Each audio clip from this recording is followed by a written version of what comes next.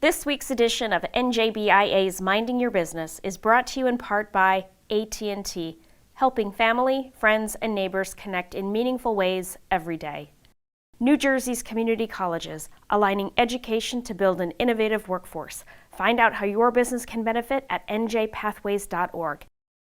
And by New Jersey Business Magazine, providing critical information needs for New Jersey's business community for more than 66 years.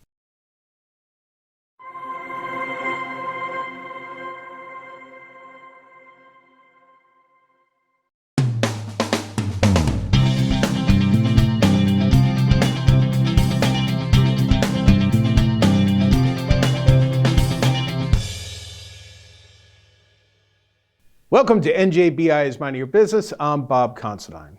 Well, the New Jersey Manufacturing Skills Initiative is a new and comprehensive effort to increase manufacturing workforce development in the state while also providing education, training, and career opportunities for many New Jersey residents. This is an important partnership developed by the New Jersey Council of County Colleges, the New Jersey Manufacturing Extension Program, and NJBIA. So we recently had a conversation about it at NJCCC's headquarters in Hamilton with NJCCC President Aaron Fichtner, NJMEP CEO Peter Connolly, and NJBIA President and CEO Michele Siekerka. Let's hear what they had to say about the New Jersey Manufacturing Skills Initiative. Aaron, thank you so much for having us here at Mill 1, the headquarters of the New Jersey Council of County Colleges. Let's talk about the Manufacturing Skills Initiative. What is it? So Bob, first of all, great to have you here and great to be here with our tremendous partners at NJ Business and Industry Association and NJMEP. The Manufacturing Skills Initiative is a really unprecedented collaboration between our 18 community colleges in New Jersey, the business community, and NJMEP to make sure that we have a standard, comprehensive approach to building the workforce that's needed in our manufacturing employers. And it's a strategic approach to making sure that more New Jerseyans have a path to a good paying career. Right. In manufacturing. In manufacturing, yes. How are all these partners going to work together? So it's an exciting partnership. NJBIA is doing a tremendous job reaching out to industry, as is NJMEP. So we've got great partners working on the business side to make sure that businesses are at the table, that they're fully partnered with this initiative. Our community colleges are of course, delivering the education and training. But it's a very creative partnership bringing together expertise in manufacturing, connections in the business community, and our expertise in helping to educate and train people for great careers. Right. And I was reading, Aaron, there's like training activities included, just like 8 of them. So can you get into them a little bit, like career awareness programs we're talking about? Yeah, the exciting thing about this is not just a training and education program. This is a real partnership to make sure that New Jersey has the most skilled workforce in the country in manufacturing. So we're working together to make sure there's better high quality career awareness. We're building apprenticeship programs. We're partnering with high schools to make sure high school students are on a path to a good career, partnering with businesses to help them upgrade the skills of their employees. Right. So it's a comprehensive approach to making sure that we in New Jersey have the most skilled, productive workforce to propel our manufacturing industry forward. Experiential learning too? Yes, most definitely. So it's really across the board. It is to make sure we have a comprehensive approach, helping people get the work skills, the experience, the upskilling, the early opportunities, the career awareness to make sure that we, again, are on the forefront here in our state. Okay. Pete, let's talk about this program's mission, at least from a manufacturing standpoint. How is this going to help manufacture? Sure, Bob. And it's a pleasure to be here with both Aaron and Michele. So the MSI initiative will promote awareness, a vision, and a structure for manufacturing education throughout the state. And we're looking to do that through high school awareness, student training, voc-technical training, so they get workforce development and voc-tech training in the state. Our strategic partners, our goal is to enhance and create more jobs in the state. Where we're working with companies to bring that to the state, and where students then can come and get friendly wages and stay in New Jersey. Right. And it's important to get students early with this stuff, with manufacturing, correct? Absolutely. But it's throughout, whether it's high school, whether it's adult learners, the same thing. People coming out of the military, all those type of programs. That's great. That's great. Michele, explain how this initiative is actually going to help the state's workforce and vis-a-vis the economy for New Jersey as well. Well, absolutely. As you heard, it's an at-the-ready workforce. And so when we can get in early, and look, we hear all the time from our companies that the students that are coming to them aren't ready for what is awaiting them in that workplace. And what this does is it gets ahead of it. Right. And so we're literally taking these students and making them workforce ready so that when they walk into the manufacturing facility, they've got the skills they need. And that's a broad range of skills, right? It's that technical vertical skill that you need in order to do the job, to run the widget, et cetera. Yeah. But it's also the cross horizontal skills of the competencies, right? Showing up on time and working together and all the things that make it so important. Being a proactive worker, those are an important part of this as well. And this is a very comprehensive program. And as we said, these are better than living wages. Mm-hmm. You know, these are wages that affords an individual to live, work, and raise a family in what is a very expensive state of New Jersey. Probably goes without saying, but as people, how much does manufacturing need this? A lot. There's 30 to 40,000 open manufacturing jobs throughout. And we don't want to take from one company to give to another company. We want to make sure that we're actively bringing in workers trained for companies. Right. Erin, I want to ask you the particulars of the New Jersey Manufacturing Skills Initiative. How is this exactly going to work? So this is funded by the New Jersey Department of Labor and Workforce Development. So we thank our partners in state government, the legislature, and the governor for supporting this. The core of this is really the partnership. But on the ground, this initiative will be funding training for 250 individuals in New Jersey, up to $5,000 per individual, through the end of June of 2025, to help those 250 people in a variety of ways get prepared for manufacturing careers. But we're also building the strong partnership that will live on beyond this initial funding from the Labor Department. Right. And I think that's a very key point, a partnership of this. I don't think we've seen this throughout the state of the business, the manufacturers, and the county colleges. I think it's a strong and new partnership that we need to continue. Well, we heard unprecedented. Yes. Mm-hmm. So we talked 250 students. Is there a certain percentage that will go on to jobs from this? Well, we're expecting that at least half will get jobs, but as we heard earlier, there are so many openings in manufacturing that we're confident that with this partnership that we can prepare even more people for really good opportunities in manufacturing. Okay. Yeah, we're not going to stop at the 250. Okay. That's an objective, but we want to go way up. Right. And this program was what, $2 million? Is that yes, $2 million investment from the Department of Labor and Workforce Development in the state budget. But again, it's building this strong partnership that is what we need in New Jersey. Right. And you know, it's funny when we're talking, I was reminded, I think I saw an advertisement for like a welding course at Raritan Valley Community College. Is this basically what we're talking about here? Is that part of the MSI? Yeah, well, the great thing about this is that we've got 18 community colleges across the state who all have strong capacity in manufacturing. And this really knits them together so that we are building on their incredible capacity, but strengthening it through this partnership. So the programs, right, that might be delivered at Raritan Valley Community College may be different than at Camden County College because the needs of employers are different. And that is really the beauty of our network of 18 community colleges. We're able to have statewide reach while having local connections.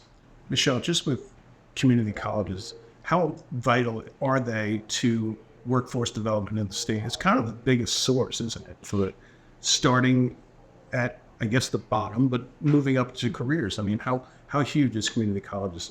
So just think of the name, community. Right. I mean, community college, it's the heart and soul in any community. And what's great about it is, even more so, it's those adult learners. It's the people who kind of fell off the path. It's real easy to say, you know, K-12 and post-secondary and do that straight trajectory into post-secondary education. Mm-hmm. Not so easy, boots on the ground. Mm-hmm. And what community college does is it makes it accessible, it makes it affordable, it makes it relevant, particularly for those who've fallen out of the pipeline. And that's where I think this has its really great opportunities to pull those 20-somethings back in who fell out maybe the first time and get them re-engaged and get them on what is a career and not just a job.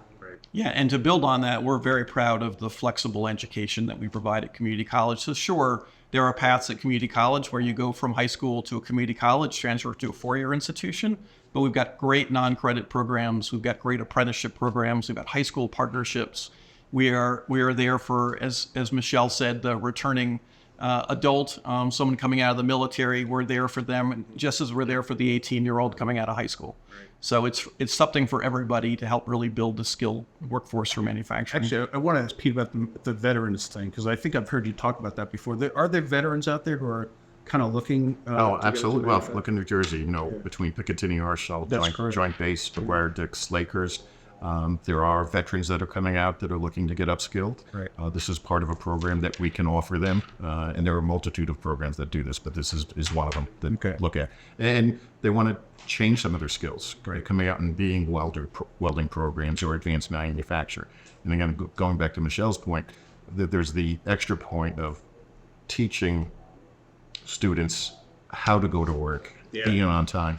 Where a veteran, you don't have to teach them. Right. That's beautiful. So. Yeah. Erin, I guess there's four core components of this manufacturing skills initiative. What are they?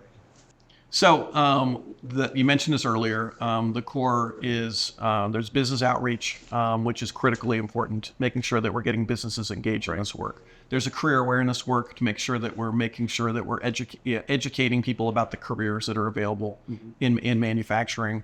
And then there's the education and training delivery. Both on the experiential learning part, giving people experience in companies while they're learning and working at the same time, and the classroom work that happens at our community colleges, either in credit or non-credit programs. Okay. Michele, this is the year of the manufacturer for NJBIA, so this is a really great program for NJBIA to be involved with. What kind of feedback have you gotten from manufacturers, or would you expect to get from manufacturers when they hear about this? And Pete, I'll throw the question to you after, Michele. Well, I hope what we'll hear is you heard us and you're answering, right? We're responding because this is what we've heard when we're out there in our boots on the ground, if you will. We're hearing, hey, we need more skills-based training. They need to be better prepared to come in, and we need awareness. I think awareness is a really big part of this. We keep talking about, especially manufacturing today's at manufacturing of years gone by. And so the earlier we can get in and we can educate our youth about what jobs in manufacturing mean for the future, I think that's wonderful. So I believe and I hope that what we'll hear from our companies is you heard us and you responded. All right. What about you? So we do hear that, through National Manufacturing Day events that we hold. We're holding an industrial manufacturing expo at Rowan College of South Jersey. Companies are out there really looking for help and support, not just from us, but from the state, and we need to help them get that. Right. Michele, one more question as you were talking. I was wondering about how this program like this helps New Jersey competitively, not just in the United States, but even globally, because you're kind of building from the ground up with this, right? Is that true?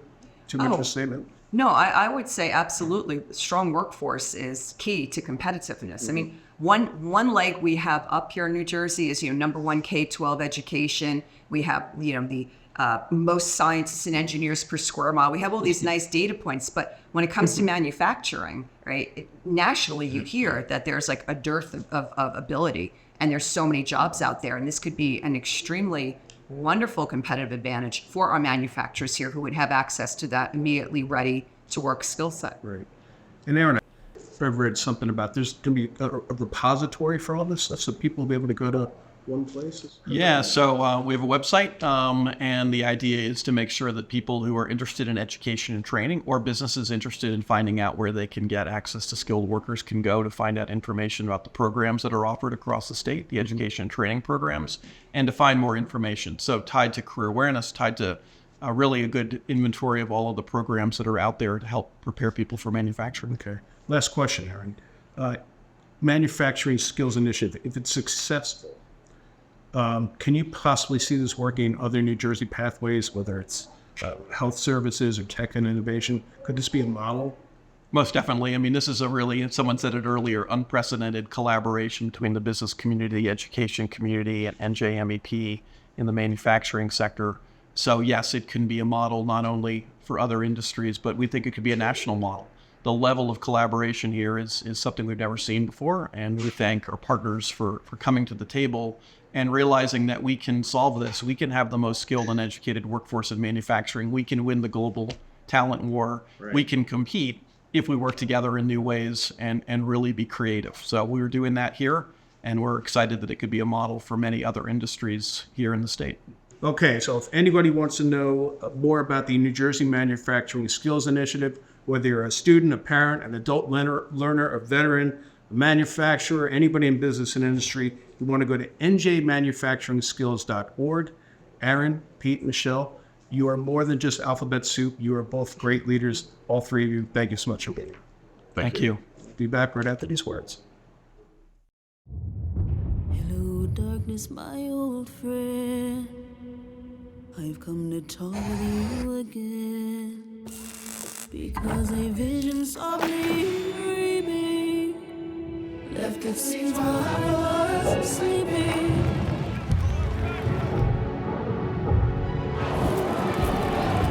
And whispered in the sound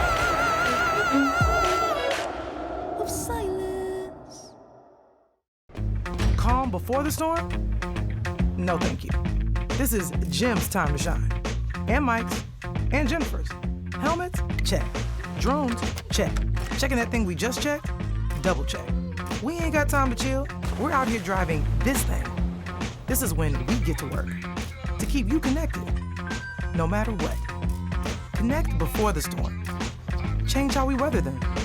Connecting changes everything. AT&T.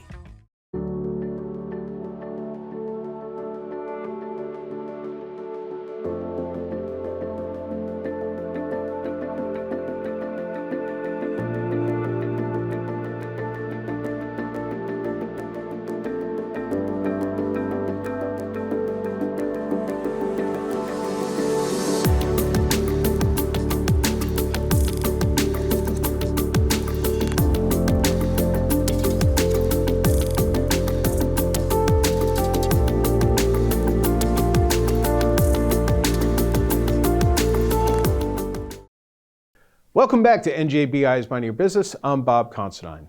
Well, at NJBIA's recently held Insights and Outlooks event, an expert panel had an interesting discussion on how to best use artificial intelligence for marketing and customer engagement. Join us as we hear the thoughts from Gary Mann of Jasfel Analytics, Israel Tannenbaum from Withum, Douglas Vargo from CGI, and Erin Klebaur from Imbue Creative. In my opening remark, I talked about how AI is an umbrella term. There's so many other capabilities now that sit underneath this concept of AI. AI, machine learning, we may have heard, traditional AI. Remember, AI is not new. We've been doing AI for 10 plus years for organizations, helping them look at their data, transform their data, apply algorithms to derive better insights out of your data. What's new is the generative AI. It's about a year, about 14 months now, so much. And what I really liked about what Drew talked about and why we're so excited about it, especially from a marketing perspective, is the personalization of what you can do from generative AI. Everyone in the room, everyone within your organization, and every student, both at college and high school, are leveraging generative AI. It's the democratization of generative AI right now, being able to participate in these large language models and personalize it down to who you are, but for the folks in this room, who your customer is. And that's so important. The other part I'd like to touch on, especially for small businesses, with generative AI, it allows you to act big. For so many years, you didn't have the budgeting to be able to go out and hire a Google or an AWS, a Microsoft, and bring in these big engines that would produce AI. Now everyone can do it right on an iPhone or an Android device or with your computer. So you have that ability as a 1, 2, 3, 10-person business to be just as powerful and leverage the same models as a Johnson & Johnson or as a Merck right down the road. So you have these opportunities to act big even though you may be a little smaller. Are we going to lose our job and be replaced by AI? People ask me that as a marketing firm all the time. And no, we're all going to evolve. We're going to find something. It's maybe going to make me even stronger. But what is your view, Gary? No, I agree. And you know, as you were saying that, I think about the very first electronic spreadsheet. Mm-hmm. And so many of you may not be old enough to remember VisiCalc. VisiCalc was actually the very first Excel.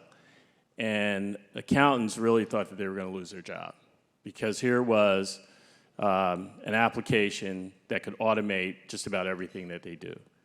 And if we look in today's environment now, Excel, which is a predecessor, or it has come after, has only enabled accountants to do their job better, faster, quicker, do more strategic thinking, as opposed to the tactical work underneath the covers. And Izzy, you probably can talk more to that, but that's where we're going. And so you kind of have to embrace it. I was at a conference speaking with some educators who were, we were having a lively debate about students using AI. And I was like, well, I was an engineer major, and I remember when the calculator came, and, we couldn't use it there then. Now they use a calculator inside of their classes all the time. It's just on a computer. So I think it's going to evolve. It's going to help us evolve. And I think the more, to Doug's point, the more that you can have AI do those mundane things that you don't like to do on a day-to-day basis, the more strategic you can think and become. Not only that, the more strategic and independent your people can become, your employees.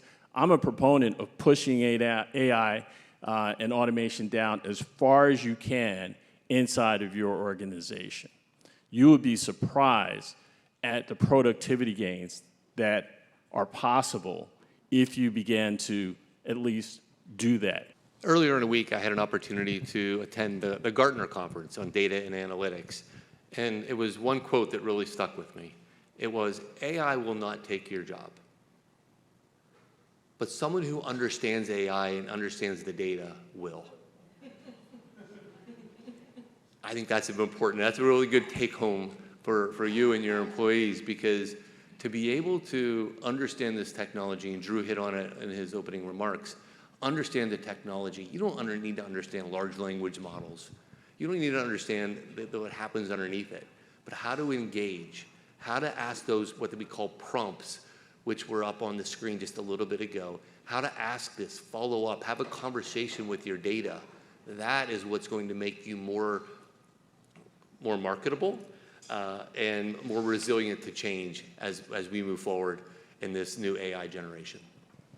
So one thing that I'm also always asked or requested of me is, as a creative, we're developing brands, we're coming up with cool ideas and strategies, and I'm asked, well, could you get that done in like 2 days, 3 days? And I always say, as much as technology is helping us get there, it is not replacing the thought that needs to be put behind it and the expertise that I have. But I am leveraging it to probably allow my brain to do more of that thinking in many different ways. But you're kind of talking about we could do things quicker. I challenge a little bit, and we can do some things quicker for sure, but I still need to use my brain. If I could plug myself in, it would be great. I'm probably going to have to put a lot of that information, because there's nuances with clients that I'm constantly dealing with that AI is just not going to know. And so how do I get that in? How do we marry together, basically? But one of the questions that always comes up for me and in my industry is, who owns these things that AI is creating? If you're creating a logo on AI, if you're even creating, a press release or any sort of content, give me your opinion on that. Okay, I can give you my opinion. Please. I'm never short of opinions, that's for sure. First thing I want to say is my marketing person still works for me. She's just doing other things. She's being more productive. So just in case she's looking, you're still with us. Secondly, right now, if a computer generates an image, that image may not be copyrighted, right? And so if you're in the legal profession and you don't have an AI practice in your legal profession, you need to get one fast, because there is a lot of litigation going on right now on this very topic. And I don't think there's any end in sight at this point. what you're starting to see, and Doug touched on it earlier, is that companies are now trying to pull AI and generative models into a private cloud, which gives them the ability to own the material that's being developed. If you're using ChatGPT and you're just throwing everything out on ChatGPT, that means you and your competitor owns that information, right? And anybody else owns that information. So we're now starting to see companies pull in, develop their own private clouds, if you will, and put the technology into those private clouds, much like what you do today, such that you can own it. Is there a typical size, like a small business doing that, or is that more mid to large? Right now, it's more mid to large, but you can do it as a small business as well. You can bring that technology into your environment. And specifically, we're talking about generative AI types of routines. If we're talking about predictive analytics, predictive modeling, that you can bring internally today. I mean, that's doable right now.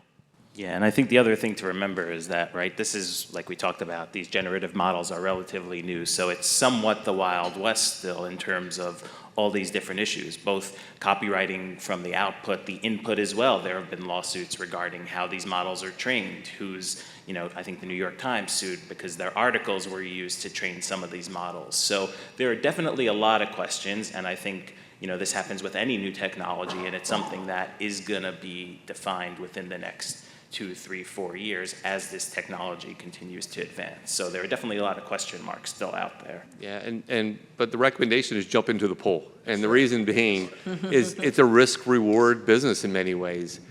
From a marketing perspective, how many of folks go through hundreds of stock photos to try to figure out what is the best photo that represents this campaign, or what I'm trying to ideate, or what I'm trying to put out to my targeted customer. Now you can just put it in words and it will generate that for you, as was talked about earlier. Now, do I own that piece of collateral now? Is it my own intellectual property? That's yet to be seen. Gary talked about, well, no, you don't just yet. However, is that too much of a risk for you? Or is that something that the reward is so great that the timing, the personalization to your customer, that might be an acceptable risk for your organization to not own that generative AI output, but being able to target your customer so eloquently. Yeah, and those are great points. So I'm full of examples, right? I'll give you another example. So I'm also the chairman of the board for the African American Chamber of Commerce in New Jersey. We've got another board meeting coming up. We need a description of all the subcommittees. I was like, do I really have to do this? ChatGPT, can you generate a description of these committees that I want to include? All right, now it generated it. We went back and forth. Me and ChatGPT. It's kind of like my friend now, right? We went back and forth, but within 15 minutes, I had a full description of those committees that I really didn't mind if it was out in the internet, right? I mean, I just didn't mind if it was out in the cloud, but it got the job done. And then one final. Data privacy is so important. I look forward to the session right after this one that talks specifically on this. But the guidance I provide to my team, and we all have an IP business or intellectual property business of some sort, right? There's some asset or thought that really defines us. If you're not comfortable putting that out on social media, you shouldn't be putting it into a generative AI engine either. And if you live by that philosophy, then you're going to protect your data. Just as I would review my email 3 times before I send it, keep in mind, if I'm uncomfortable putting this on LinkedIn or Twitter or others, I shouldn't be putting it into a generative engine as well.